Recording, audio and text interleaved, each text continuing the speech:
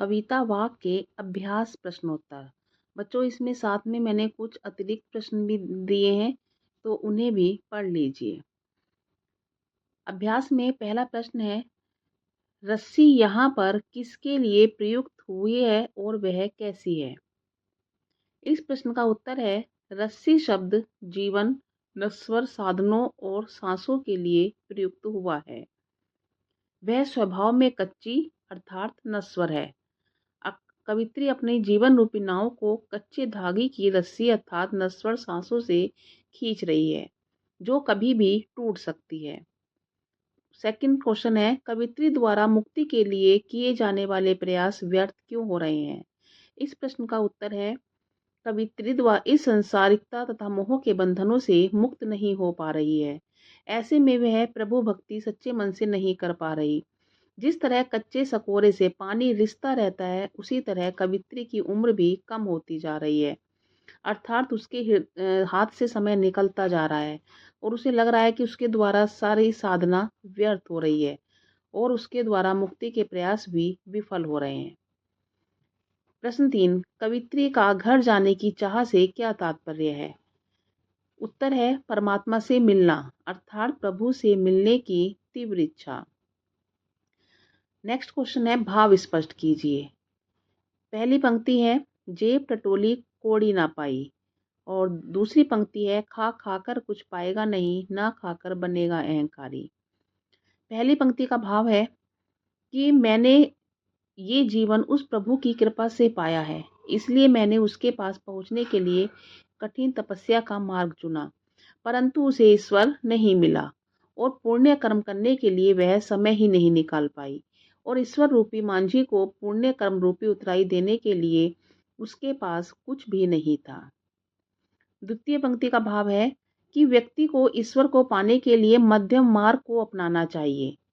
मध्यम मार्ग का अभिप्राय है, सांसारिक सुखों को भोगते हुए भी अपनी इंद्रियों को वश में रखा जाए, तभी ईश्वर के बंद द्वार की साकल खुल सकती है। प्रश्न नंबर 5, बंद द्वार की साकल खोलने के लिए ललद्यद ने क्या उपाय सुझाया है? इस प्रश्न का उत्तर है, कवित्री ने अपने साधकों को ईश्वर के बंद द्वार की साकल खोलने के लिए संभावी मार्ग अपनाने का सुझाव दिया है, अर्थात सांसारिक सुखों को भोगते हुए अपनी इंद्रियों को वश में रखें। प्रश्न नंबर 6, ईश्वर प्राप्ति के लिए बहुत से साधक हठ योग जैसी कठिन तप साधना भी करते हैं, लेकिन उससे भी लक्ष्य प्राप्ति नहीं हो पाती। यह भाव कविता की किन पंक्तियों में व्यक्त हुआ है? इसका उत्तर है, यह भाव निम्न पंक्तियों में व्यक्त हुआ है, आई सीधी राह से गई न सीधी राह, सुषुम सेतु पर खड़ी थी, बीत गया दिन आहा। जेब टटोली कोड़ी ना पाई, मांझी को दूं क्या उतराई। प्रश्न नंबर 7, ज्ञानी से कवित्री का क्या अभिप्राय है? उत्तर है, ज्ञानी से कवित्री का अभिप्राय है जिसने आत्मा और परमात्मा के संबंध को जान लिया हो। कवित्री के अनुसार ईश्वर का निवास तो हर एक प्रकृति के कण कण में है, परंतु मनुष्य इसे धर्म में विभाजित कर मंदिर और मस्जिद में खोजता फिरता है। वास्तव में ज्ञानी तो वह है जो आत्म साक्षात्कार करके अपने अंदर की बुराइयों को पहचान कर बाहर निकाल दे, तभी उसे ईश्वर की प्राप्ति हो सकती है। रचना अभिव्यक्ति के प्रश्न है, पहला है, हमारे संतों, भक्तों और महापुरुषों ने बार बार चेताया है कि मनुष्यों में परस्पर किसी भी प्रकार का कोई भेदभाव नहीं होता, लेकिन आज भी हमारे समाज में भेदभाव दिखाई देता है। आपकी दृष्टि में इस कारण देश और समाज को क्या हानि हो रही है? इस प्रश्न का उत्तर है, समाज में व्याप्त भेदभाव के कारण निम्न हानियां हो रही हैं। पहला पॉइंट है इसका, हिंदू मुस्लिम का झगड़ा इसी भेदभाव की उपज है, जिसके परिणाम स्वरूप भारत पाकिस्तान 2 देश बने। सेकंड पॉइंट है, भेदभाव के कारण ही उच्च और निम्न वर्ग में सामंजस्य स्थापित नहीं हो पाता। थर्ड पॉइंट है, पर्वों के समय अनायास झगड़े की स्थिति उत्पन्न हो जाती है। फोर्थ है, आपसी भेदभाव के कारण ही एक वर्ग दूसरे वर्ग को संदेह और अविश्वास की दृष्टि से देखता है। फिफ्थ है, भेदभाव की उपज से अलगाववाद, उग्रवाद जैसी सामाजिक समस्याएं पैदा होती हैं। सेकंड पार्ट है इसका क्वेश्चन नंबर 8 का, हमारे आपसी भेदभाव को मिटाने के लिए आप क्या सुझाव देंगे? इस प्रश्न का उत्तर है कि निम्नलिखित सुझाव दिए जा सकते हैं। पहला पॉइंट है, आपसी भेदभाव को मिटाने के लिए सबसे पहले उन बातों की चर्चा ही ना करें जिससे यह भेदभाव उपजता हो। सेकंड है, सरकार अपनी नीतियों के द्वारा आपसी जाति भेदभाव को बढ़ावा ना दे। थर्ड है, राजनीतिक दल अपनी स्वार्थ पूर्ति के लिए लोगों की धार्मिक भावनाओं का सहारा ना लें। थर्ड है, नौकरियों, शिक्षा तथा अन्य किसी भी सरकारी योजनाओं में आरक्षण को बढ़ावा ना देकर योग्यता को आधार बनाना चाहिए।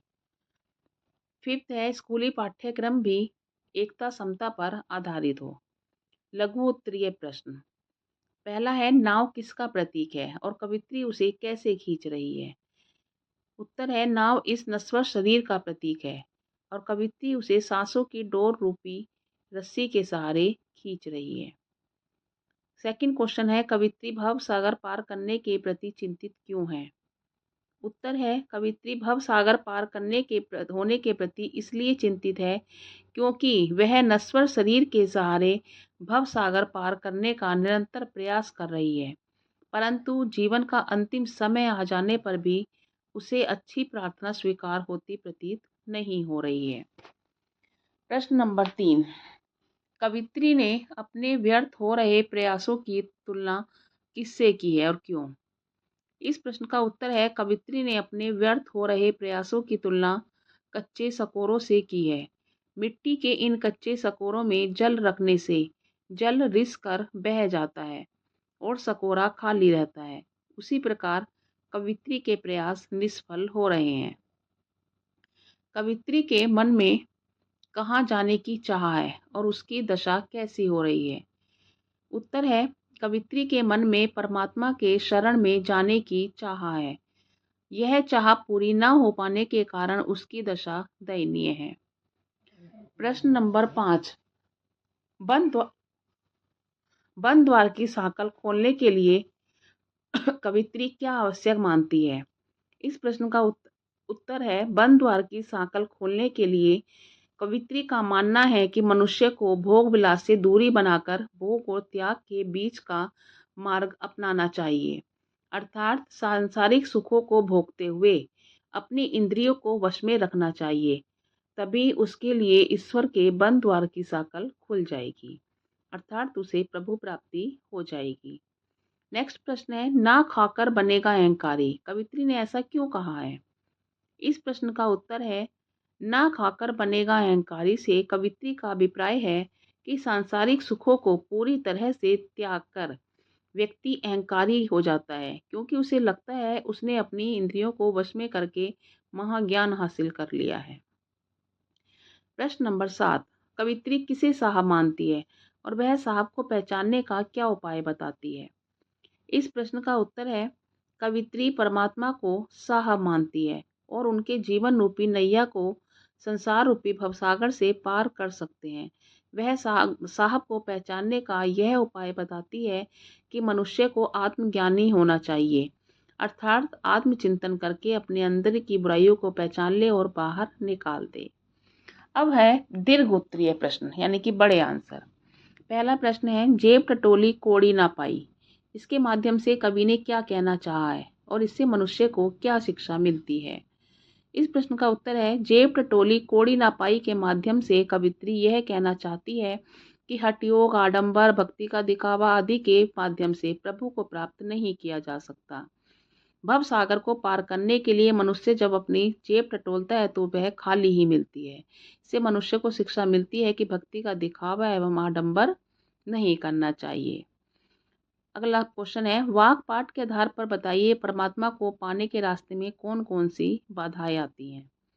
इस प्रश्न का उत्तर है, निम्नलिखित बाधाएं पाठ में बताई गई हैं। पहला है, क्षणभंगुर मानव शरीर और नश्वर सांसों के सहारे मनुष्य परमात्मा को पाना चाहता है।